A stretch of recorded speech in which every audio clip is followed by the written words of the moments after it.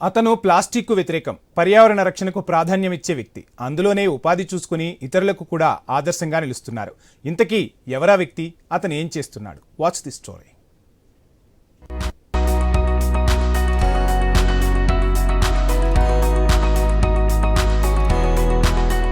ఇతనే రాజుల కృష్ణమురళి. ఊరు నిజామాబాద్ జిల్లా కమ్మర్పల్లి, మండలం చౌటపల్లి. వృత్తిరీత్యా కిరాణా షాప్ ఉంది. కృష్ణమురళి చేతిలో ఉన్న ఈ ఆకులు చూశారా? ఇవి మోదుగు చెట్టు ఆకులు. వీటిని విస్తర్లుగా చేసి విక్రయిస్తూ ఈ ప్రాంతంలోనే కాదు, పలు దేశాలకు ఆర్డర్లు ఇచ్చే స్థాయికి చేరుకున్నారు. ఆకే కదా అని తీసిపడేయలేదు.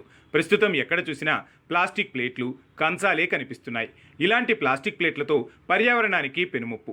పర్యావరణ హితం కోసం తపించే కృష్ణమురళి తన వంతుగా ప్లాస్టిక్ కు చెక్ పెట్టాలని అనుకున్నారు. అయ్యప్పలకు ప్రకృతి ఇచ్చిన వరంగా మోదుగా ఆకుల ఇస్తార్లను అందించాలనే తపనతోటి నేను దీని ఆలోచనను పెట్టి మిషన్ మీద కుట్టడానికి ఒక నిర్ణయం తీసుకున్నాను. తర్వాత ఇది కాలుష్య నివారణకి ఎంతో గొప్ప వరం కాబట్టి అదే విధంగా ఆ రకంగా ఇయ్యాలన్న ఉద్దేశంతో నేను చేస్తూ ఇప్పటి వరకు భక్తులకు కుటుంబాలకు వాళ్ళకు సప్లై చేసినాను. అయితే ఇక నుంచి నేను నలుగురికి ఒక ఉపాధి కల్పించాలన్న ఆలోచన కూడా నాకు వచ్చింది. నా స్నేహితులు కూడా ప్రోత్సహిస్తున్నారు. మోదుగు చెట్టు ఆకులు అడవుల్లో సహజ సిద్ధంగా లభిస్తాయి. ప్రత్యేకంగా కూలీలను పెట్టుకుని ఏడాదికి సరిపడా ఒకేసారి ఆకులు సేకరించి పెట్టుకుని వాటిని ఇంటి దగ్గరే ఆరబెట్టి ఇలా మిషన్ పై కుట్లు వేస్తారు.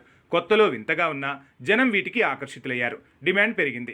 శుభకార్యాలకు కూడా ఆర్డర్లు వస్తున్నాయి. కృష్ణమురళి ప్రయత్నం ఎల్లలు దాటడంతో విదేశాలకు ఆర్డర్లు పంపుతున్నారు కూడా.